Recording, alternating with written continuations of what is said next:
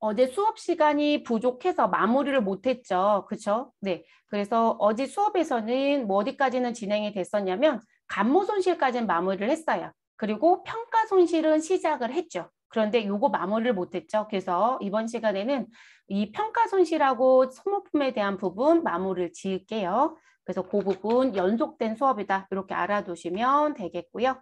그럼 재고자산 평가 손실은 어제 뭐라고 말씀을 드렸었냐면 내가 지금 현재 갖고 있는 재고 자산이 진부하라고 하는 부분 또는 뭐 품질이 저하됐다라든지 또는 유행이 진함으로 무엇하는 부분 시장에 내놓았을 때 내가 지금 현재 만드는 또는 사오는 데 들어간 비용보다도 못 받게 되더라. 결론적으로 가치가 계속 하락하고 있다라는 거죠. 그래서 시장에서 평가된 공정가치 또는 시가를 비교해서 시장의 가격이 내가 취득한 가격보다 무엇하다라면 낮다라면 그 낮은 금액으로 금액을 무엇해 주셔라? 바꿔주셔라. 그러니까 이것도 언제 한다? 결산 때.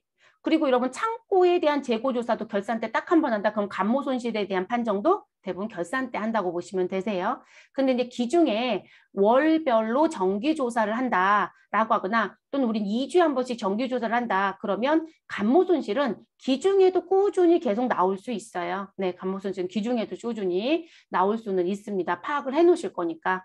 자, 그러면 지금 이 재고자산 평가 손실은 이 계산을 할 때 기말 수량이라고 하는 부분에 들어야 되는 수량은 반드시 무슨 수량이다? 실제 수량이다. 우리가 장부와 누구를 비교해서 실제를 비교해서 감모가 있는지 없는지 비교를 했었잖아요. 우리는 같다라고 한다라고 하면 고민거리가 없어요. 그러면 여기다 제가 실제라고 썼지만 지금 장부와 실제가 같으면 어차피 장부 수량을 적용하든 실제 수량을 적용하든 상관이 없는 거죠.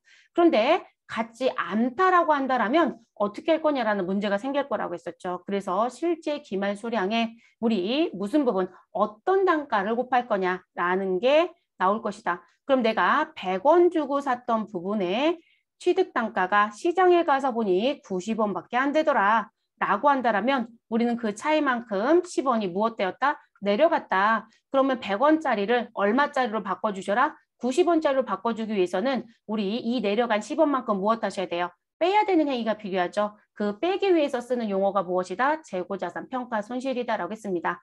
그리고 이 시가라고 하는 부분은 제품과 우리 상품, 제공품은 무슨 부분? 순실현 가능 가치라고 해서 추정 판매가액에서 추정 판매비 또는 우리 추정되고 있는 추가 가공 원가가 있으면 그것도 무엇 하시라? 빼라. 그래서 그걸 순실현 가능 가치라고 한다. 근데 원재료도 시장에 가서 가격을 물어보는 거지만 살 때 들어가는, 그러니까 매입할 때 소요되는 금액이다라는 의미 때문에 현행 대체 원가라고 하는 것으로 불려지고 있다. 그게 시가의 의미다라고 얘기를 했습니다. 그래서 현행 원가 또는 현행 대체 원가. 그리고 우리가 이 재고 자산을 평가할 때는 반드시 뭐로 하는 게 원칙이다? 종목별 평가가 원칙이다. 그런데 누구는 되지 않는다? 어제 말씀드린 거 하나 있었죠, 여러분. 왜 안 되는지. 총계 기준은 허용한다, 안 한다? 안 한다고 했어요. 네, 총계 기준은 불허라고 했습니다. 그래서 종목별 평가가 원칙이고요. 유사 항목에 대해서는 무엇하겠다? 우리 묶어서 하는 조별을 허용하겠다. 이 얘기까지 진행을 어제 했었습니다. 그럼 이제 우리 오늘 해야 되는 건 무슨 부분? 회계 처리 부분을 해야 되겠죠. 네, 회계 처리. 자, 그러면 재고 자산의 금액이 하락하였다. 그러면 뭐로 처리해라? 하락했어? 그럼 매출 원가로 처리하면 돼. 이렇게 얘기합니다.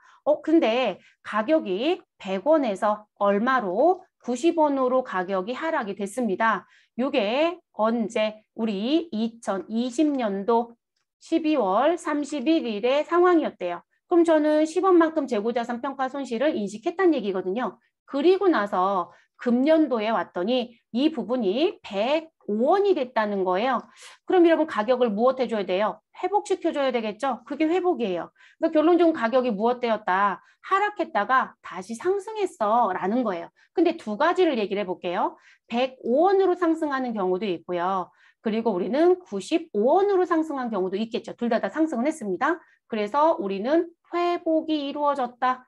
그럼 우리가 생각할 때는 90원에서 우리 105원으로 무엇 됐으니까 회복이 됐으니까 나는 얼마만큼 15원만큼 무엇하겠다? 정리하겠다. 이렇게 생각할 수도 있죠. 여기는 얼마만큼? 5원만큼 나는 회복을 시키겠다. 이렇게 생각할 수 있겠죠. 그런데 여러분 2020년도 12월 31일에 평가 손실 얼마 인식했죠? 10원밖에 인식 안 했어요. 그러면 이 10원을 넘어설 수는 없어요. 그러니까 취득 원가라고 했었던 금액을 무엇할 수는 없다? 초과할 수는 없어요. 그러면 제가 이 평가 손실을 인식하는 시점에 최초의 금액이 얼마이다? 100원이에요. 그러면 90원으로 내려갔다가 105원으로 바뀌었어도 여기가 15원에 환입을 하는 게 아니라 얼마가 최대 금액이다? 10원이에요. 그러니까 과거에 무엇했던 거? 평가 손실 인식했던 금액이 최대 한도인 거예요. 그거를 지켜주셔야 되는 부분. 근데 시험은 재밌는 게요. 근로는 하락과 회복을 출제합니다.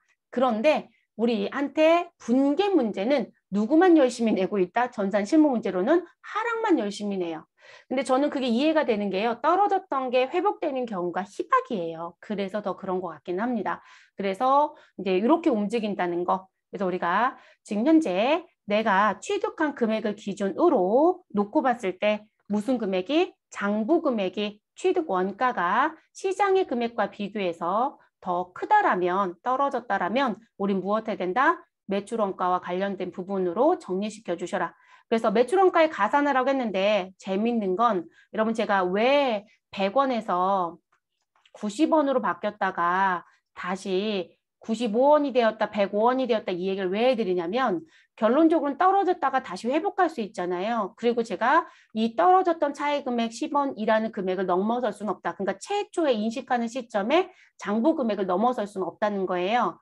그러면 이 부분에 관리가 되어야 되는 거죠. 그러니까 소위 말해서 장부 금액이 얼마였었고 거기에 평가 손실이 얼마가 돼서 지금 실현 가치가 이렇게 보여지는 거야. 현행 원가가 이렇게 보여지는 거야. 라고 보여줘야 다음에 회복을 했었을 때 그 금액을 넘어서는 일을 안 만들어내겠죠. 사후관리가 필요하다는 얘기인 거예요. 감모손실은 사후관리 안 필요해요, 여러분. 감모손실 인식하면 그거로 끝인 거죠.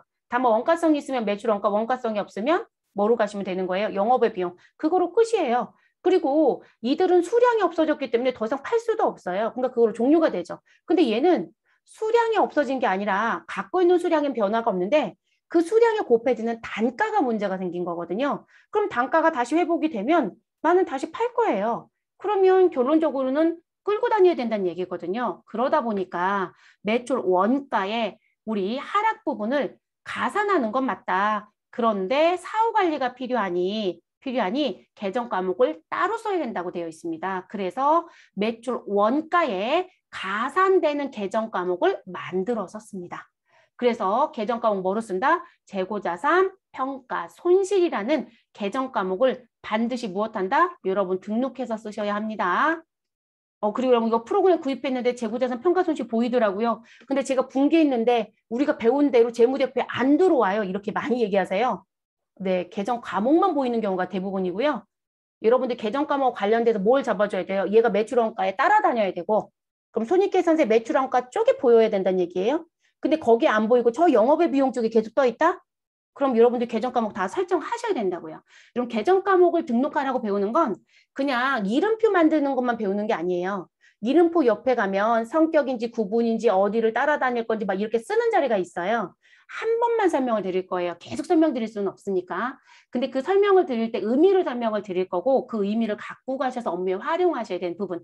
그때 활용하는 게 이런 거예요. 그럼 제가 프로그램에 들어가서 재고자산 평가 손실을 등록했다. 그러면 반드시 누구 부분에 매출 원가에 따라다녀야 된다. 그런데 매출 원가를 증가시킨다, 감소시킨다? 증가시키는 계정 과목으로 만들어라. 그러니까 뭐다? 가산. 그러면 우린 비용 계정에 가산 계정을 배웠네요. 우리 비용 계정에 차감 계정도 있었어요. 수익 계정에 차감 계정도 있었고요. 그러니까 여러분 우리가 대부분 시험 문제에서는 다음 중 자산과 부채의 차감 계정이 누구냐 이렇게 물어봐요. 그럼 우리는 자산 계정은 배웠죠, 여러분? 누구요? 대손충당금이요. 그게 가장 대표적인 부분이에요. 그런데 그 문제는 사지선다에 열심히 낸다는 거죠. 근데 이런 문제들은 무슨 뭐 그냥 이론으로 물어볼 때 매출원가에 가산한다 이렇게 물어봐요. 매출원가에서 차감한다, 가산한다 부분을 누구처럼 우리 자산과 부채의 차감 계정이다 아니다 해서 계정 과목 찾으라는 거로 물어보지 않고 그냥 재고자산 평가를 할 거다. 감모라는 게 있다. 그럼 다음 설명 중 올바른 거 옳지 않은 거라고 하는 지문에 길게 내준다고요. 계정 과목 찾기 문제로 내지 않아도. 근데 만들어 쓰실 때 이 성격에 맞춰서 써야 합니다. 세무사랑이나 스마트의 이 계정 과목에 이게 설정이 안 되어 있어요. 그래서 만들었습니다. 자격증은 만들어 줍니다. 그러니까 고민거리가 없겠죠. 그래서 반드시 등록해서 쓰시는 거고 매출 원가 쪽에 들어와라. 손익계산서에 들어간다는 얘기죠. 그리고 자, 지금 10원만큼 가격이 떨어졌어요, 여러분. 우리 요거 10원이라고 하는 거 제가 100원으로 얘기해 볼까요? 100원. 자, 그럼 100원만큼 가격이 떨어졌다라고 얘기를 해 볼게요. 자, 100원만큼 가격이 떨어졌다라고 하면 차변에 재고자산 평가 손실 100이라고 제가 기록을 할 겁니다. 그리고 제가 사후 관리해야 된다겠죠? 회복할 때까지 갖고 다녀야 되니까 땡처리하거나 팔기 전까지는 얘를 정리할 수가 없어요. 그러면 대변에 재고자산 평가 충당금이라는 계정 과목으로 회계처리를 합니다. 여러분 대손충당금 계정 과목 뭐 했었죠? 자산의 차감 계정. 여러분 자산은 자기 자리가 어디였죠? 차변이 자기 자리였어요. 그래서 여러분 우리가 원래 있었던 계정 과목을 놓고 봤을 때 우리가 마이너스 성격을 갖고 있다. 그런 걸 차감이라고 표현한다고 했고요. 플러스 성격을 갖고 있다. 그러면 우리 가산한다, 부가한다 이렇게 얘기하거든요. 그러면 무슨 부분? 차감은 어느 변에? 남의 자리에 들어올 거라겠어요. 그래서 반대편에 들어오겠죠. 반대편. 그럼 반대편은 남의 자리라고 생각하시면 되겠죠. 그래서 남의 자리에 들어올 것이고요. 근데 내가 지금 현재 회계 처리한 이 부분은 이 계정 과목에 더하기가 됩니다. 가산합니다. 라고 하게 되면 자기 자리에 들어오는 거예요. 반대편이 아니라 자기 자리에 들어오게 됩니다. 그러니까 여러분 지금 보시면 매출원가는 원래 비용 계정이잖아요. 비용이 자기 자리는 어느 변이에요? 차변. 그러니까 재고자산 평가손실 지금 차변에 있잖아요. 그러니까 가산의 성격으로 만들어서 쓰셔야 우리가 매출원가에 따라다닌다고요. 그러면서 상품 매출 원가 금액이 증가되거나 제품 매출 원가 금액이 증가가 되는 거예요. 그렇게 이동이 되는 거고요. 그리고 재고자산 평가 충당금은 재고자산의 차감 계정으로 갑니다. 그러면 우리가 상품이 프로그램에 들어갔더니 146번이라고 되어 있고 그럼 제가 상품과 관련된 재고자산 평가 충당금이래요. 그러면 저는 반드시 상품 계정 아래에 얘가 따라다녀야 돼요. 이해되셨어요, 여러분? 우리 대손충당금 몇 번이었죠? 코드 많다고 그랬죠, 여러분? 그래서 제가 단편적으로 무슨 부분, 외상매출금 108번이고 108번에 따라다니려고 해서 프로그램 개발자가 109번에 만들어줬다. 근데 109번이 중요한 게 아니라 108번에 따라다닐 수 있게끔 외상매출금 관계 코드를 연결한 것이다. 이렇게 얘기했었죠. 그럼 얘도 재고자산 평가충당금을 만들어야 된다. 등록해야 된다. 그럼 등록하시고 반드시 관계 코드에 뭐 넣어주셔야 된다. 146번 상품을 걸어줘야만 상품 밑에 재고자산 평가 충당금이 기재가 되면서 상품의 금액을 무엇한다? 깎아먹는 거예요. 그런 원리로 들어가는 부분. 그래서 재고자산 차감 계정 또는 자산의 차감 계정 또는 이게 결산할 때 하는 거죠. 여러분 기말 평가시 한다고 했어요. 그러면 뭐라고 써주시면 돼요? 재고자산 차감적 평가 계정 이렇게 얘기하셔도 되겠죠. 그래서 이렇게 정리가 됩니다. 그래서 이 부분은 손익계산서에 기재가 되고 이 부분은 재무상태표에 기재가 됩니다. 그래서 이렇게 가는 거고요. 자, 그리고 자 회복이 됐다. 그러면 제가 100원으로 인식했던 이 부분. 그럼 저는 아까 100원에서 90원으로 했으니까 여러분 1000원으로 바꿔버리면 되죠. 1000원에서 900원으로 떨어졌다가 우리는 950원으로 회복이 됐다. 그러면 자 시가가 장부가액보다 상승했네요, 여러분. 자 상승했다라고 하면 상승한 경우에는 왜냐면 이런 회계 처리를 하면 1000원짜리가 900원짜리로 바뀌어서 장부 금액이 바뀌잖아요.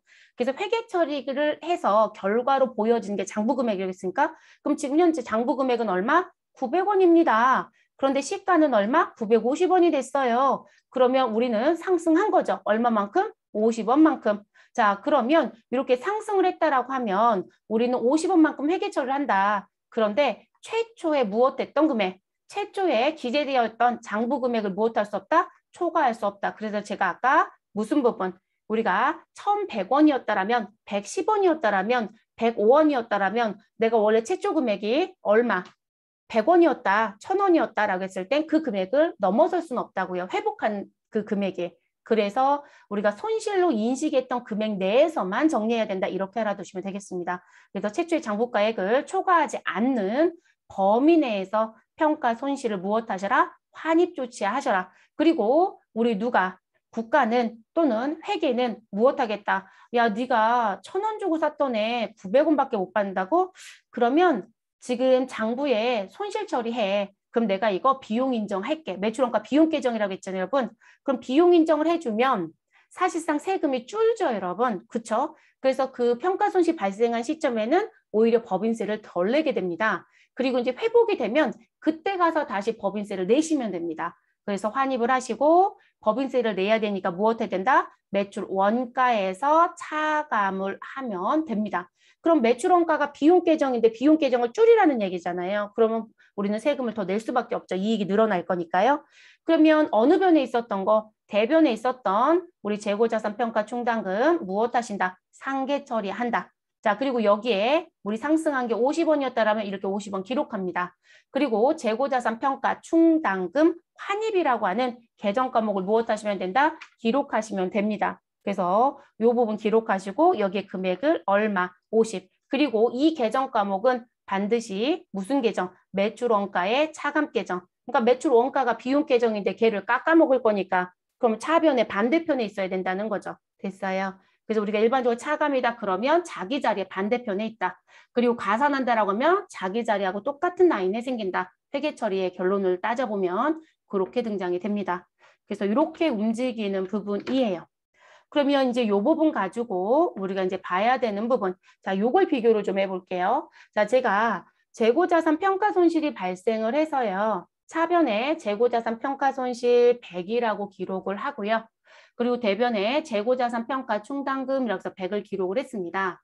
그러면 이 회계 처리를 하기 전의 상황을 좀 들어가서 보니 자, 이 회사의 상품 계정은 반영 전이에요, 여러분.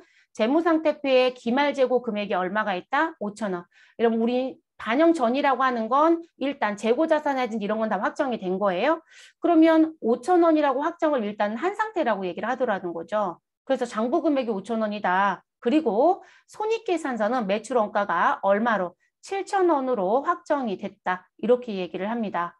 근데 지금 계정 과목 성격을 보니 재고자산 평가 손실은 무슨 계정 과목으로 정리해서 비용화시켜서 세금을 줄여주겠다. 매출 원가로 모아서 그래서 매출 원가에 무엇 해달라? 가산하는 것으로 처리해달라. 이렇게 얘기했다는 거죠. 그렇다고 해서 여러분 얘를 매출 원가로 회계처리를 직접 안 해요. 매출 원가로 가산하는 성격을 써라. 이렇게 얘기를 해서 재고자산 평가 손실을 만들어 쓴다는 거죠. 자, 그리고 상대편 대변에 우리 누구를 쓰자? 자산의 차감 계정을 쓰자. 그래서 자산, 차감. 자, 이렇게 들어갑니다. 그럼 이 분계가 반영이 되면 저는 이 분계를 하고 반영이 되면 아유 이거 왜 전이라고 써드렸을까요? 후겠죠, 여러분? 후입니다. 자, 이렇게 되면 상품 계정에 5,000원은 그대로 있는 거예요. 자, 그리고 재고자산 평가 충당금 얼마? 100원이 기록이 됩니다. 그러면 여러분 지금 상품의 차감 계정으로 들어가는 거죠. 여기에서 평가 충당금 100원이라고 했던 건 나 상품의 가격이 떨어졌어 이 얘기했다는 얘기겠죠. 그래서 이렇게 100원이 기록이 됩니다. 그럼 상품의 장부 금액이 얼마로 바뀌어요? 5,000원이 아니라 4,900원으로 바뀌죠. 됐어요, 여러분? 이렇게 가는 거고요. 자, 그리고 우리 어느 부분에 손익계산서에 내려와서 보시면 매출원가 구간 자리 아래쪽에 누가 기록이 된다? 재고자산 평가 손실이 기록이 됩니다. 그리고 금액은 얼마? 100원. 자, 그러면 매출원가는 원래 7,000원이었는데 7,000원이 아니라 얼마로 바뀐다? 7,100원으로 바뀝니다. 그러면 매출액 10,000원에서 7,100원을 빼서 이익이 얼마로? 2,900원으로 줄어들어요, 여러분. 이렇게 움직이는 거예요. 됐을까요? 그럼 이제 저희가 여기서 고민해야 되는 게 뭐냐면 여기서 고민하셔야 되는 거. 자, 지금 문제는 이거예요, 여러분. 앞에서 수업할 때 제가 무슨 말씀 드렸냐면 여러분 실제 프로그램에 들어가면 내가 재고자산이 5,000원이에요, 5,000원이에요 라고 결정을 끝내고 나면 우리가 차변에 있었던 재고자산을 어느 변으로 보내고 대변으로 보내고 그리고 우리 차변에는 누가 들어온다? 손익계산서에 계상이 돼야 되는 매출 원가가 들어와서 우리 분계를 해야 된다. 그런데 손으로 한다? 컴퓨터한테 시킨다? 컴퓨터한테 시켜야 되는 거예요. 그럼 이 문제가 이렇게 나왔다는 얘기거든요. 소위 말해서 나 지금 장부의 금액은 상품의 장부의 금액은 얼마이고 5,000원이야. 그런데 지금 시장에 가서 뭘 물어보니 시가를 파악해보니 공정가치 파악해보니 4,900원이라고 하네 라고 얘기합니다. 그러면 우리는 누구의 금액으로 바꿔주는 게 저가로 바꿔주는 게 그러니까 시가로 바꿔주라는 거죠, 여러분. 그러면 우리는 100원만큼 뭐가 생겼다? 100원만큼 평가 손실이 생겼다라고 계산이 돼서 우리는 이 분기를 했다는 거죠. 됐어요, 여러분? 그럼 이거를 이제 분개해야 되니까 저희가 이 차변의 매출원가, 대변의 상품이라고 하는 이 분개를 여러분이 직접 손으로 하는 게 아니라 무슨 뭐 프로그램에 가서 자동으로 처리할 수 있는 기능을 많이 쓰더라는 거죠. 그럼 지금 제가 뭐라고 얘기를 할 거냐면 그러면 지금 기말 금액을 입력해서 매출원가를 끝낼 건데 기말 재고 금액을 입력하는 걸 알아야 되겠죠, 여러분? 또는 문제는 또 뭐냐면 여러분들 이거 만약에 손으로 분기하겠다? 그럼 여러분들이 학계잔액 시산표에 가서요. 차변에 있는 상품 금액을 파악을 하시고 그 상품 금액에서 기말 재고 금액을 빼고 그리고 매출원가를 직접 분기하는 거예요. 손으로 직접 분기하겠다라면. 그러니까 이게 아무도 계산을 해주는 건 없어요. 다만 우리가 프로그램 구동했을 때는 학계진액 시험표에서 금액 계산하지 않고 자동 계산할 수 있는 프로그램에 들어가서 금액이 떠 있는 걸 보고 거기다 기말을 입력해서 이렇게 회계 처리되는 걸 컴퓨터한테 시키겠다는 거에 차이점밖에 없는 거거든요. 그러면 제가 지금 차변의 금액을 확인해 보았더니 얼마다라고 써 있더래요. 그래서 학계잔액 시산표에 가서 확인을 해봤습니다. 그리고 상품의 금액의 합계를 받겠죠. 상품의 합계. 자, 그래서 이 상품의 합계액을 봤더니 현재 얼마라고 얘기하냐면 50만 원이다라고 얘기합니다. 그중에 우리 장부에 금액이 얼마가 남겨져야 된다? 5천 원이다. 상품 재고장을 보든 뭐든 받겠죠? 그래서 우리는 재무상태 5천 원 남기고 싶은 거예요. 쉽게 생각하시면. 그러면 우리가 이렇게 시가라는 부분이 떨어지지 않았었다라고 하면 저는 무슨 부분? 5천 원 남겨두고요. 얼마요? 여기 상품 금액이 얼마 기재할까요? 49만 원을 기재하겠죠. 매출원가 얼마요? 49만 원을 기재하겠죠. 아이고 죄송해요 여러분. 49만 5천 원이어야 되죠. 어디다 5천 원을 팔아먹었네요. 49만 5천 원. 이걸 기재하겠죠. 그러면 기말재고 금액은 자연스럽게 얼마가 남을 것이다? 5천 원이 남겠죠. 됐어요 여러분? 그럼 프로그램 구동해서 2분기를 자동으로 시키겠다? 그럼 기말재고 금액에 5천 원을 입력을 하는 거예요. 그럼 지금 이 상황이면 얼마를 넣을 거냐는 고민을 해보셔야 된다는 거예요. 근데 여러분 반영 전에 상품의 금액 얼마? 5천 원. 반영 후에 상품의 금액 얼마? 5천 원이에요. 여러분들이 이 부분에 아유 난 그렇게 생각하지 않아요. 시가로 바뀌어야 되잖아요. 라고 해서 50만 원 마이너스 4,900원을 빼서 내가 매출원가 얼마로 정의를 하면 우리는 49만 6천 원으로 아니 40 맞죠 여러분? 40 조에 있는 글씨 때문에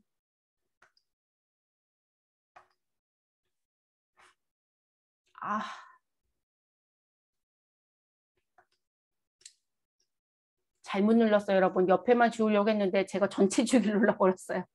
자, 그러면 50만 원에서 장부가 5천 원. 그리고 시가가 4,900원. 자, 그래서 이제 요거로 했을 때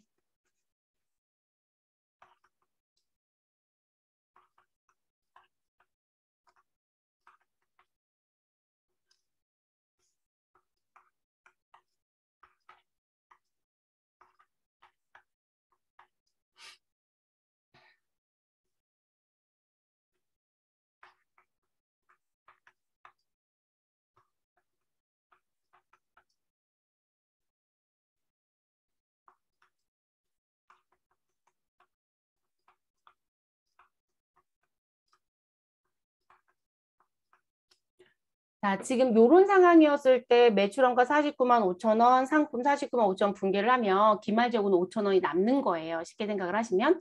근데 지금 4,900원으로 지금 시가가 떨어졌다라고 했으니까 우리는 1,000원만큼 평가 손실을 인식해야 된다는 거죠. 그쵸?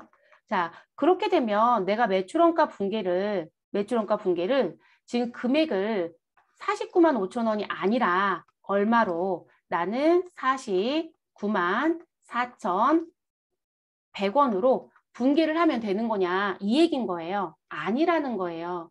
자, 매출원가 49만 4,100원을 하시게 되면 결과론적으로 이 저 왜 금액을 자꾸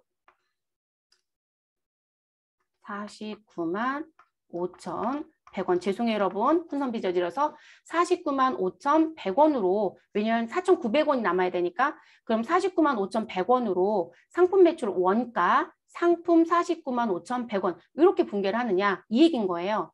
아니라는 얘기세요. 만약에 여러분이 이렇게 분개를 하면 아니 이렇게 분개하면 상품 재고액이 얼마? 우리 5,000원이 아니라 얼마가 될 거니까 원래 4,900원을 남겨야 되는 거라고 하지 않았느냐. 그러니까 맞지 않느냐라고 얘기하시는데 문제가 뭐냐면 가격의 회복이라는 부분 때문에 이걸 끌고 다녀서 무엇할 때 처분하거나 또는 회복이 되면 올려줘야 되는 행위가 필요하다라고 했었잖아요.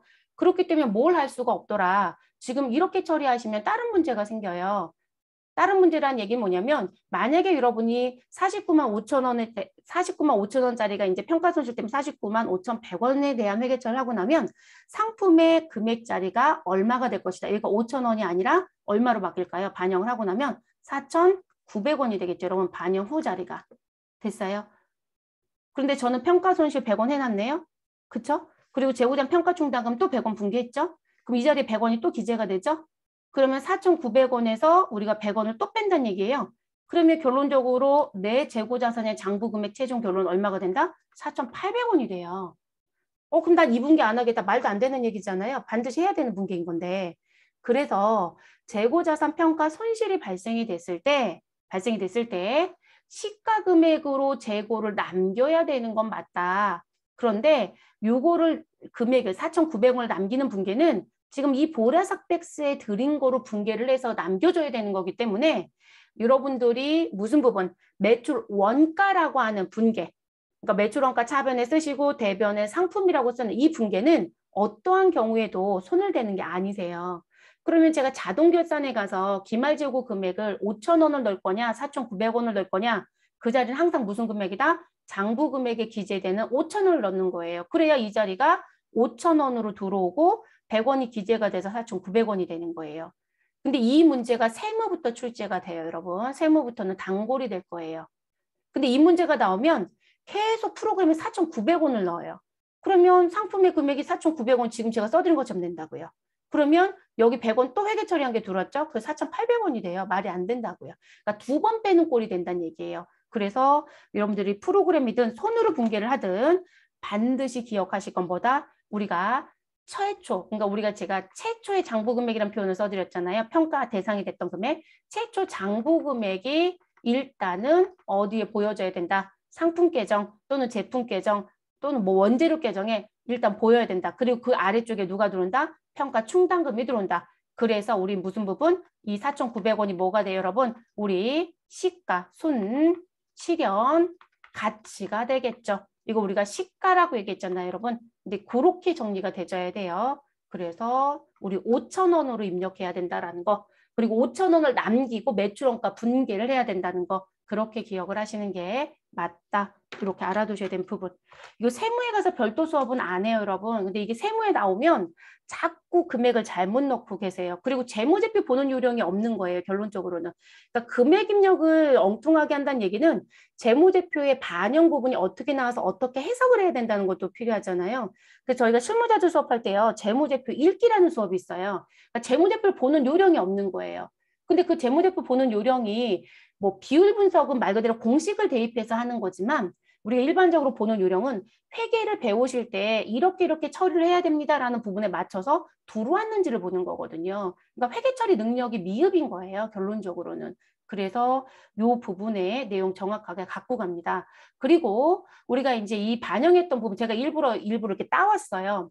그러면 재무상태표에 이 평가 손실이 반영되기 전이다. 손익계산서에. 그러면 반영하기 전에는 지금 재고자산 부분에 상품 계정의 금액이 얼마가 있다. 5,000원이 있다. 근데 다른 것까지는 다 끝나 있는 상태예요, 여러분. 우리 평가손실 요구원만 반영이 안 된 상태라고 보는 거예요. 자, 그리고 어느 부분에 갔더니 손익계산서에 가면 매출 원가가 있고 그 매출 원가 밑에 상품을 팔고 있으면 상품 매출 원가, 제품을 팔고 있으면 제품 매출 원가 이렇게 다시 등장하는 거예요. 그리고 우리가 재고자산 배울 때 뭐 배웠다? 상품 매출 원가는 기초재고액에 단기 매입액을 더하시고 기말재고액을 빼서 우리는 원가가 나온다. 그게 손익계산서 오픈하면 다 보일 거라겠죠, 여러분? 다 들어와 있죠? 기초상품 재고액, 단기상품 매입액, 기말상품 재고액. 됐어요, 여러분? 그러면 지금 이렇게 해서 저는 기말에 5,000원이 남겨져 있다라고 했으니까 기말상품 재고액 5,000원, 그리고 재무상태표에 5,000원 금액 같죠, 여러분? 그래서 손익계산서에 매출원가를 계산하는 기말 재고의 금액은 우리 재무상태표에 남겨져 있는 재고자산의 금액과 반드시 무엇해야 된다? 일치해야 된다. 이게 일치 안 하면 재무상태표 끝을 못 냅니다. 반드시 일치가 맞습니다. 어떤 경우도 불일치하는 경우는 없습니다. 그러면 지금 일단은 이 상태에서 요 분계를 하면 반영 후가 되는 거죠. 자, 그러면 차변의 재고자산 평가 손실. 그럼 손익계산서에 가서 지금 제가 이 계정은 매출 원가에 가는 거라고 했으니까 매출 원가 가산의 성격으로 들어와야 됩니다. 그러니까 이론상으로는 가산이라고 배우는 거고요.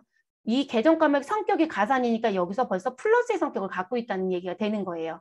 됐을까요? 그러면 기초상품 재고액 5,000원에 당비상품 매입액 7,000원에 그리고 우리 무슨 부분 기말상품 재고액을 빼면 우린 7,000원이었단 말이에요. 그런데 여기가 7,100원을 바뀌었죠. 이게 플러스 성격이니까. 됐어요, 여러분? 그리고 이렇게 들어옵니다. 근데 저희는 재고자산 평가 손실이라고 했는데 여기는 상품평가 손실이네요.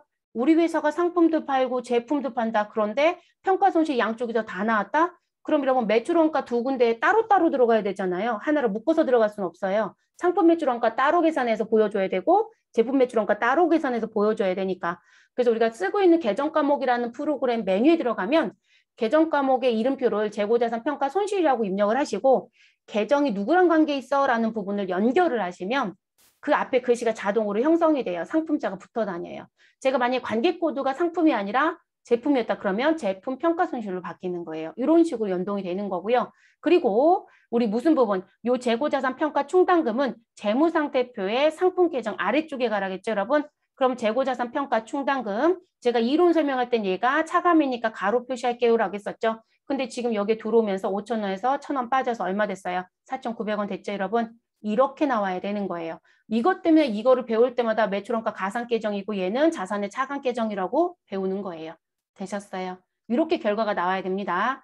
그리고 이 재고자산 평가 손실은 기존에도 말씀을 드렸지만 중소기업은 시장평가를 하는 게 역부족이에요. 종업원이 많지 않단 말이에요. 그래서 중소기업에서는 재고자산 평가 손실을 거의 안 하고 싶어 해요. 시가가 진짜 떨어졌다 하더라도. 그리고 이것만큼 반영하면 여러분 세금을 덜 낼 수 있잖아요. 당기순이익이 줄어드는 거니까 결론적으로는. 그런데도 불구하고 누가 시장조사를 할 거냐는 거죠. 품목별 조사를 다 해야 되는데. 그러다 보니까 대기업들은 이거를 조사하는 사람들이 있어요. 뭐 부서도 많잖아요. 그러다 보니까 대체적으로 큰 기업들은 합니다. 그리고 제가 봤던 기업 중에는 강남의 IT 업종이라고 하는데 뭘 물어보신 분이 계시냐면 이게 지금 제가 여기다가 왜 재무제표로 보여드렸냐면 그럼 계정 과목 만들어서 쓸 수 있구나라는 것 때문에 보여드린 거예요. 그러면 만들어서 쓰시고 이제 활용을 하시면 되는데 무슨 얘기를 물어보셨냐면 자기네는 제공품도 평가를 한대요. 이건 진짜 힘든 얘기거든요. 제가 분명히 제공품은 재료비가 얼마이고 노무비가 얼마이고 제조 경비가 얼마이고 이게 모여서 나오는 거라고 했잖아요. 그럼 이거 다 합산한 금액이 벌써 원가가 얼마라는 걸 결정할 수 있어야 되고요. 그 시장에 가서 지금 저게 영향을 주는 부분이 바뀌어서 내가 팔았을 때 오히려 손해. 그러니까 실질적으로 내가 판매하는 가격에 영향 주는 원가가 더 커지는 거예요. 비대해지는 거거든요. 커져서 매출을 해도 내가 손해를 볼 때 이 손실이 나기 때문에 그걸 인식하겠다는 관점으로 계산하는 부분이에요. 이 제공품은. 그러면 이 제공품도 시가 판매를 하고 있다는 건 실질적으로 정말 많은 정보를 얻어오고 있다는 얘기거든요. 근데 이 제공품은 지금 현재 그분이 왜 물어봤냐면 이 재고자산 평가 손실과 평가 충당금은 계정 과목 등록을 하고요. 저희가 왜 결산을 할 때 무슨 결산이 있다? 수동 결산이 있고 자동 결산이 있다라고 했던 거 기억하시나요? 수동 결산은 무조건 지금 제가 차변에 누구 대변에 누구처럼 날짜에 맞춰서 입력하시는 거. 자동 결산은 입력하고 이렇게 키 누르면 된다고 했잖아요. 네. 근데 이게 자동 결산 할 수 있어요. 여러분들 계정 과목 만들면 자동 결산 자리에요. 자동 결산 자리에 이게 생겨요. 그러면 여러분이 가서 얼마만 넣어주면 평가 손실 10원 있다, 100원 있다고 넣어주시면 이 분계가 자동으로 뭐가 된다? 우리 생긴다는 거예요. 근데 그분은 이걸 쓰고 싶은 거예요. 근데 제공품은 없어요, 여러분. 제공품은 자동 결산을 못 해요. 그럼 결론적으로 뭐 해야 되는 거예요? 내가 결산하는 날짜가 12월 31일이면 12월 30일에 주고 나서나 우리는 일반 전표 입력이란 메뉴에 가서 내가 직접 분계해서 들어오게끔 하는 방법밖에 없다는 거예요. 그래서 이 평가 손실은 현재 제공품을 제외하고는 수동 결산, 자동 결산 모두 다 가능하다. 이렇게 알아두시면 되겠습니다. 회계 1급은 개념 물어본 정도까지만 출제를 하고 분기 문제는 출제 안 합니다. 세무 2급부터는 우리 세무자가 들어가는 자격증부터는 우리 감모손실, 평가손실 모두 다 출제를 합니다. 어디까지? 전산 실무까지 모두 다 출제합니다. 그래서 감모손실은 평가성이 있다 없다를 꼭 기억하시고 그리고 재고자산 평가손실은 우리가 프로그램에 남겨져야 되는 금액은 우리가 평가 대상인 장부 금액이 일단은 보여야 한다. 그리고 거기에서 충당금이 기재가 돼서 금액이 감소된 변화를 보여줘야 된다. 그래서 우리 상품의 금액은 최초의 장부 금액이고 5,000원은 그리고 4,900은 우리 순실현 가능가치라고 부르거나 상품이니까 제가 그렇게 말씀드리죠. 얘가 원재료면 뭘까요? 현행 대체 원가이겠죠. 그거를 우리가 뭐라고 부르자? 시가. 그래서 시가로 보여지는 거죠. 그렇게 정리가 되는 부분입니다. 그래서 나오는 부분. 그리고 지금 이 수업이 쉽지 않아요. 세무사 회계사 준비하는 친구들도 이거 어렵다고 하는 수업이에요. 왜냐면 재무제표까지 가는 원리를 자꾸 얘기를 하다 보니까 좀 어렵다라고 많이들 느끼죠. 그래서 말씀은 안 드리고 갈 수는 없어요. 쓰든 안 쓰든 알고 있어야 뒤에 가서 내가 쓸 일 있으면 꺼내서 쓰죠. 그래서 말씀을 드린 거고요. 자, 그리고 우리 교재 부분에 가면 예제가 하나 있을 겁니다. 네, 예제. 자, 재고자산 감모손실과 재고자산 평가손실을 계산해달라고 얘기를 합니다. 자, 그럼 여러분 앞에 계산했던 거를 일단 떠올려 보면 감모손실은 수량의 차이였어요. 그쵸? 수량 차이. 자, 그래서 수량 차이라고 하는 이 부분은 어떻게? 장부의 수량과 우리 무슨 수량? 실제 수량의 차이였다. 이렇게 얘기했습니다. 자, 그리고 재고자산 평가손실은 우리 금액의 차이였었죠, 여러분. 그쵸? 그래서 단가 차이입니다. 쉽게 생각하시면 단가 차이. 자, 그러면 이 단가 차이 부분인데 이 단가 차이는 무슨 부분? 내가 얼마 주고 샀습니다. 라고 했던 취득 단가가 있죠. 자, 이 취득 단가에서 누구를 빼자? 시가를 빼자. 이런 원리죠. 자, 그러면 장부와 실제의 수량이라고 했었던 이 부분의 차이에 우리 이제 금액을 계산해야 되는 거니까요. 그럼 여기에 곱해지는 단가는 누구를 곱해주시면 된다? 우리 얼마 주고 샀습니다라고 하는 취득 단가를 곱해주시면 되죠. 그러면 단가 차이는 이 단가의 차이 부분에 누구를 곱해주셔야 된다? 수량. 그런데 그 수량이 무슨 수량이다? 실제 수량. 이렇게 얘기했어요. 그러면 우리가 여러분 업무적인 흐름을 놓고 보면요. 감모 손실을 먼저 정리하는 게 맞을까요? 평가 손실을 먼저 정리하는 게 맞을까요? 여러분 감모가 있는지를 먼저 봐야 되겠죠. 왜냐하면 감모가 있는지 없는지를 봐야 장부와 실제가 같은지 다른지를 알 수 있죠. 그래서 우리 회사는 감모도 파악해야 되고 평가도 파악해야 된다라고 하면 감모 쪽을 먼저 정리합니다. 그래서 이제 이런 거 얘기할 때 우리는 선감모, 우리 후평가라는 표현을 씁니다. 이런 식의 용어가 뒤에 가면 유형자산에서 한 번 더 나오긴 해요. 네, 우리 무슨 부분? 선감가 후처분 표현을 할 거거든요. 근데 그런 것처럼 이런 식의 의미들이 있다는 거. 그래서 감모를 결정을 하고 만약 감모를 따지지 않는 회사는 상관이 없어요. 근데 그것도 우리가 결정을 해야 된다라고 하면 반드시 실제 수량이 결정이 되어야 여기다 곱하기를 할 거니까요. 그래서 선감모 후평가라고 합니다. 자, 제품의 장부 재고량은 1,000개, 그리고 실제 재고 수량은 900개. 자, 그리고 단가를 가서 봤더니 제품 단위당 원가는 1,000원. 근데 시가는 900원. 자, 지금 우리는 수량도 차이가 있고 단가도 차이가 있네요. 그러면 두 가지 다 해야 되는 거죠. 그래서 정리를 해보도록 하겠습니다. 그러면 저희는 제품과 관련된 감모, 손실은 장부의 수량 몇 개에 대해서 우리 1,000개에 대해서 실제 수량 몇 개? 900개를 빼라. 그러면 차이 수량 몇 개가 된다? 100개. 거기에 취득 단가 얼마? 1,000원을 곱해라. 자, 그러면 우리 100개 곱하기 1,000원 하시면 10만 원.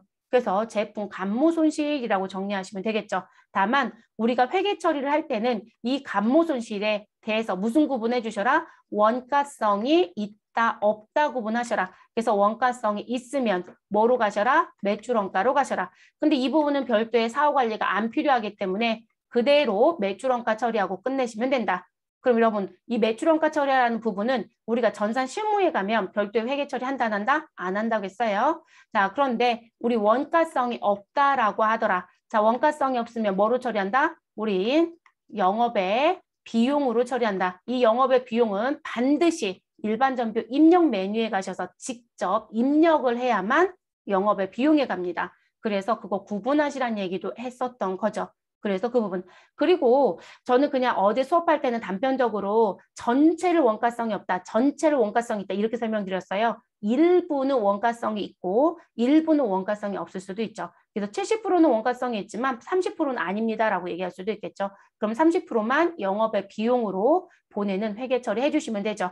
그리고 여러분 영업의 비용으로 보내는 우리 무슨 부분 재고자산 감모손실은 반드시 뭘 해주셔야 된다. 타계정으로 보냈다라고 하는 타계정 대체를 해야 된다고 했어요. 그것까지 기억해 주시는 게 좋겠고, 자, 그 다음 우리 제품과 관련된 평가 손실입니다. 자, 제품과 관련된 평가 손실은 우리 무슨 부분의 수량을 갖고 와라? 실제 재고 수량을 갖고 와라. 그래서 실사 재고 수량인 우리 900개를 가지고 오고요. 그리고 거기에 취득단가 얼마? 1,000원. 그리고 단위당 시가 900원을 적용합니다. 그럼 1,000원에서 900원을 빼면 우리는 가격이 얼마만큼? 100원만큼 빠진 거네요. 자, 그래서 900개 곱하기 100원 하시면 얼마이다? 평가 손실은 900원이 된다. 우리는 지금 현재 가격이 무엇되었다? 우리 너무 하락한 거죠. 네, 하락했으면 차변에 재고자산 평가 손실. 근데 그게 제품이니까 제품으로 가시면 되는 거고요. 그리고 상대편에는 우리 제품과 관련된 재고자산 평가 충당금이라고 기록하자. 그리고 우리가 프로그램에 갔을 때 일단 무슨 금액이 보여야 된다? 우리 최초의 장부 금액이 보여야 된다. 그러면 장부 금액이라고 부르는 건 평가손실 반영되기 전이요. 그러면 그 금액은 내가 갖고 있는 몇 개, 900개, 여기에 취득단가 얼마? 1,000원. 이렇게 된다는 거죠. 그러면 실제 금액은 얼마가 돼, 여러분? 90만 원이 되는 거죠. 그래서 재무상태표를 열었을 때, 재무상태표를 열었을 때 우리 제품의 금액은 얼마로 들어와져 있고 일단 90만 원이 들어와져 있고 그리고 그 아래쪽에 누가 있어야 된다. 저 평가자만 쓸게요, 여러분. 평가 손실 얼마 가로치고 가겠습니다. 9만 원이 들어온다. 이렇게 얘기된다 했죠. 그래서 제품의 우리 시가 금액은 얼마로? 81만 원입니다. 라고 기록 정보가 남아야 된다. 그러면 여러분 900개 곱하기 900원 하시면 81만 원 맞잖아요. 근데 여기에 아예 81만 원을 등장시킬 수는 없다는 거예요. 그래서 이렇게 간다는 거 기억하시라라는 걸 자꾸 강조하는 거죠. 자, 그 다음으로 넘어가시면 우리 소모품의 기말평가가 있습니다. 자, 보고기간 종료일 현재 단기에 구입한 소모품 중 자, 사용한 것은 비용으로 손익계산서에 보여져야 하고요. 보여져야 하고 그리고 우리 사용하지 않은 것은 우리 어디에? 재무상태표에 자산으로 무엇해야 된다? 우리 보고해야 된다. 남겨져야 된다. 이 얘기입니다. 그리고 여기를 왜 소모품 B 등이라고 써드렸냐면 자, 회사가 소모품 B라고 쓸 수도 있고요. 수선 B라고 썼을 수도 있고요. 광고 선전비라고 썼을 수도 있고요. 여기 들어올 수 있는 계정 과목은 다양할 수 있어요. 네, 보편적으로 소모품 B라는 걸 보편적으로 쓰지만 그래서 등자 붙여드린 부분 자산은 그냥 소모품입니다. 근데 여러분 이 소모품은 재고자산에 누굴 얘기하는 것이다? 저장품. 그래서 우리가 저장품이라는 계정 과목을 쓰는 회사도 있다. 이런 말씀 드렸었죠. 그래서 그 부분이고요. 그럼 얘도 우리 어느 부분하고 앞에서 여러분 선급비용 배울 때 어떻게 배우셨죠? 선급비용. 두 가지 기억하시라고 했었잖아요, 여러분. 선급비용은 내가 무엇하는 시점에 우리 선급비용은 지출하는 시점에 무슨 처리를 했다. 지출 시점에 우리는 두 가지 처리 방식이 있다라고 했었죠. 나 비용 처리했어요 라고 합니다. 그래서 지출 시점에 비용 처리를 하게 되면 우리는 결산을 맞이하게 되면 보고기간 종료일 현재 그 날짜가 도래하게 되면 우리 뭘 해야 된다? 전체를 다 비용 처리한 거잖아요. 그러면 1년치가 다 비용으로 잡혀 있으니까 금년 것만 비용으로 가야 되죠. 소위 말해 단기 것만. 그러면 차기는 지났다 안 지났다? 안 지났다. 그래서 지나지 않은 거 미경과를 찾아라. 그래서 차기에 해당되는 미경과 분을 우리 무슨 대체하자? 성급비용 대체하자. 이렇게 얘기를 했었습니다. 자, 그리고 무슨 부분? 내가 지출하는 시점에 무슨 처리했다? 자산 처리했다. 이러면 얘가 자산이었던 거잖아요. 그래서 성급 비용인 자산 처리를 했었다. 라고 얘기했습니다. 저 그냥 자산으로 쓸게요. 자, 그럼 성급 비용 처리하게 되면 결산 시점에 우리는 뭘 해라?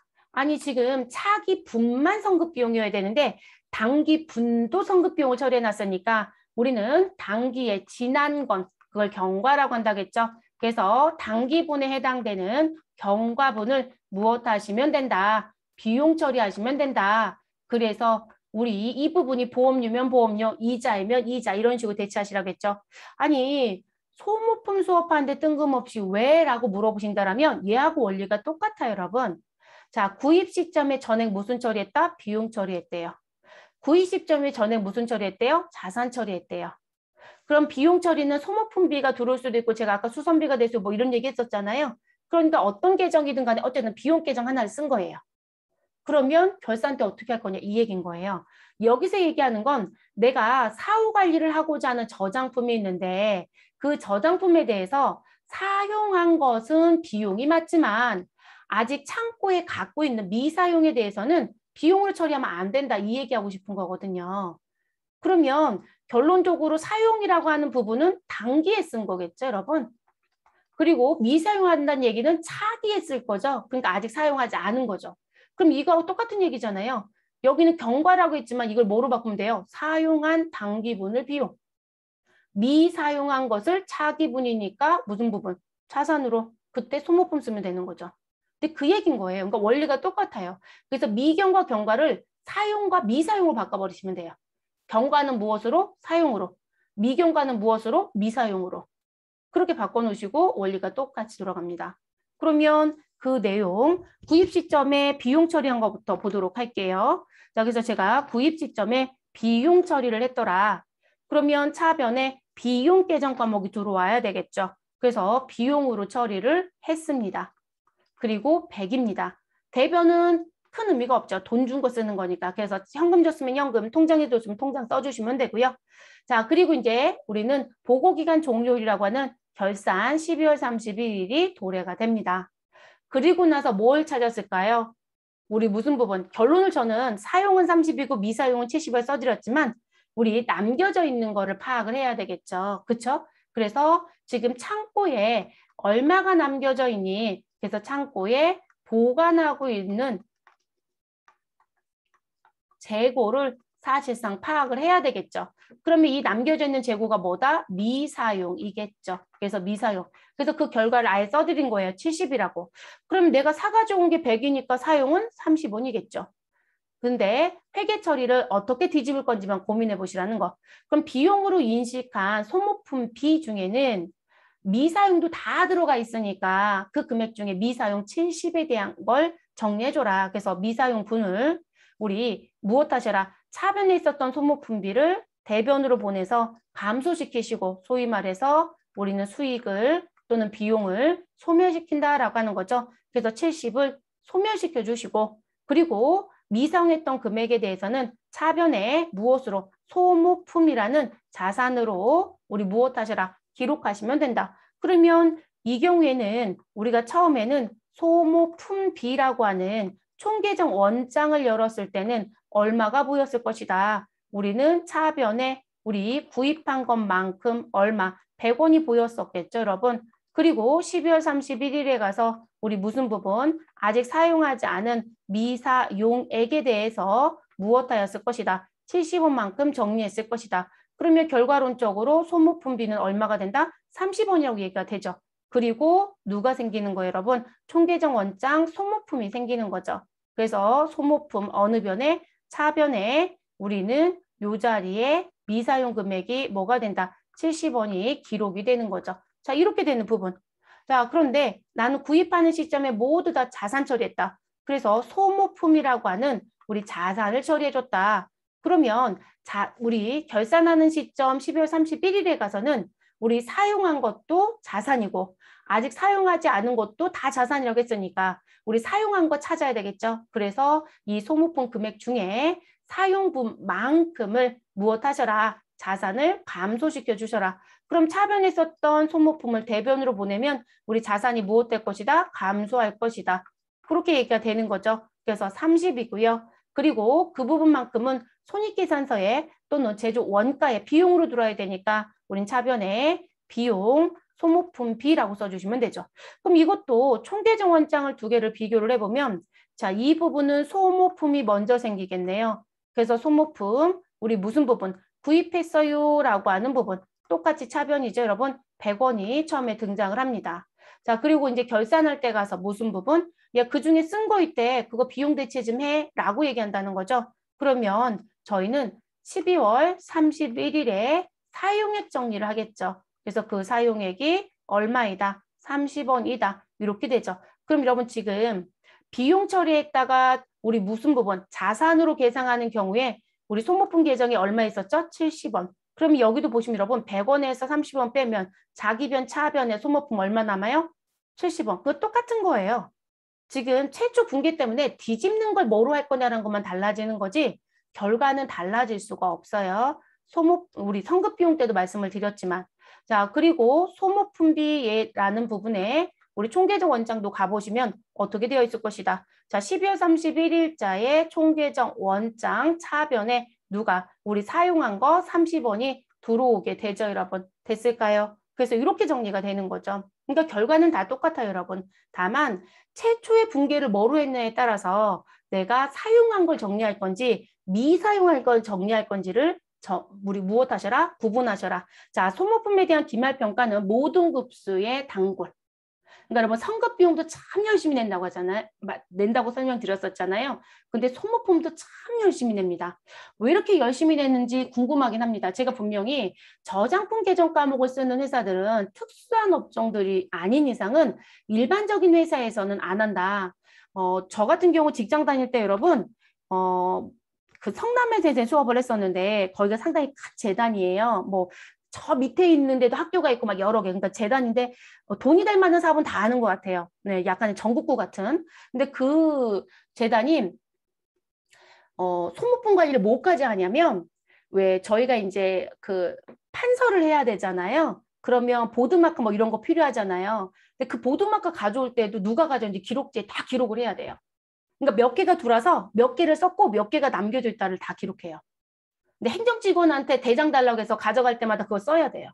그래서 아니 저희가 이제 회계를 가리키니까 아니 도대체 여기는 무슨 돈을 얼마나 벌겠다고 이런 것까지 다 기재를 하냐고 이랬었거든요. 그러니까 실질적으로 이런 부분을 관리하는 회사는 들어오고 나간 거를 관리하는 부분들을 다 관리를 해요. 그러니까 단순히 이렇게 회계 처리만 하는 게 아니거든요. 그래서 일반적으로 보통적인 회사는 소모품이라는 자산 계정 자체를 쓰지 않아요, 여러분. 사왔다? 다 소모품비. 결산할 때 가서 미사용을 파악한다? 안 한다고요. 그냥 전부 다 소모품비로 다 끝내고 가버리는 거죠. 중요하지도 않고 이걸 사후 관리하고 싶어 하지도 않죠. 근데 제가 왜 선박회사 말씀을 드렸었잖아요. 네, 선박회사. 그래서 이런 선박회사라든지 아니면 회사가 대량으로 사서 창고에 쌓아놓고 생산 과정 중에 필요할 때마다 계속 빼서 어딘가에 넣고 빼고 하는 부분에 부품점 쓰는 게 있더라. 그러면 그런 부분들은 얼마 남겨져 있는지 관리를 계속 해요. 왜냐하면 이게 계속 쌓아놓고 필요할 때마다 뺏었어야 되는데 부족하면 또 문제가 생기잖아요.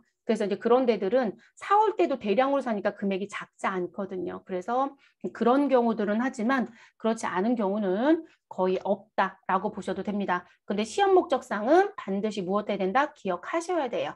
네, 기억하셔야 되는 부분입니다. 그래서 말씀을 드렸던 부분이고요. 자, 예제 풀고 마무리하겠습니다. 당사는 기중에 영업부에서 사용할 소모품 장부금액 5,000원, 아니 5천만, 죄송해요 여러분, 500만 원. 자, 그래서 장부가액 500만 원을 구입하면서 모두 비용으로 회계 처리했다. 자, 소모품 사왔는데 비용 처리했어요 라고 얘기하네요. 그리고 여러분 여기서 또 조심할 거 하나 무슨 부분? 영업부라고 되어 있네요. 그럼 회계 처리 비용의 계정 과목은 뭐가 돼야 된다? 판매비와 관리비가 돼야 되겠네요. 그래서 판관비 처리하셔라.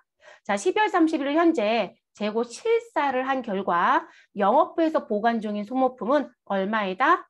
40만 원이다. 그럼 결론적으로 제가 500만 원어치 사가지고 온 것 중에요. 사용한 게 얼마이고 40만 원이고 그러면 사용한 건 반드시 무엇으로 되어 있어야 되고 우리는 손익계산서에 가거나 원가명세서에 갔다가 와야 된다. 그럼 결론적으로 이 부분은 비용 처리가 돼야 된다는 얘기겠죠. 비용으로 보여야 된다는 얘기. 그런데 아직 사용하지 않았다라고 하는 부분. 아이고 여기다가 여러분 금액 바꿀게요. 사용을 먼저 써드렸으니까 460 금액을 5,000으로 부르더니 자 그래서 460 그리고 미사용이라고 했던 요 아래쪽에 써 있는 40만 원. 자, 요 부분은 우리 어디에 보여줘야 된다? 재무 상태표에 요 금액이 보여져야 되겠죠. 그리고 그 부분은 자산 처리가 됩니다. 소모품 또는 저장품으로 됐을까요? 결과가 이렇게 나오게끔 회계 처리해야 되는 거죠. 근데 모두 다 비용 처리했으니까 사용한 것도 사용하지 않은 것도 다 소모품 B였단 얘기네요. 그러면 우리는 보관하고 있는 소모품 40만 원 미사용에 대한 회계 처리를 해주시면 되죠. 전부 다 사용처럼 처리했으니까 그거 맞춰서 정리하시면 되는 부분입니다. 그러니까 이런 문제가 나온다는 거예요. 그러면 구입 시점의 차변의 소모품비 500. 자, 그리고 돈 나간 조건 기록했을 거고, 그리고 구입 시점에 비용 처리했으니까 결산 시점에 미사용 금액 40만 원을 자산으로 처리. 그래서 소모품비 얼마? 40. 그리고 차변에 과대 계상되어 있는 소모품비 500만 원을 우리 무엇 하셔라? 감소시켜 주셔라. 얼마? 40만 원을. 그래서 대변에 소모품비 소멸시켜 주시고 정리하시면 되겠습니다. 됐어요, 여러분? 근데 요거 뒤집어낼 수도 있겠죠. 네, 그래서 차변에 소모품 처리하고 그리고 결산할 때 460만 원의 소모품비 처리하는 분계를 낼 수도 있다라는 거 그렇게 정리하는 것까지 같이 기억을 좀 하시는 게 좋겠습니다. 자, 이렇게 해서 저희는 재고자산은 모두 마무리가 됐습니다, 여러분. 그럼 이제 재고자산 관련된 지금 마지막 파트에서 진행했던 부분에 문제가 있죠, 여러분. 네, 그 문제 같이 풀어보도록 하겠습니다.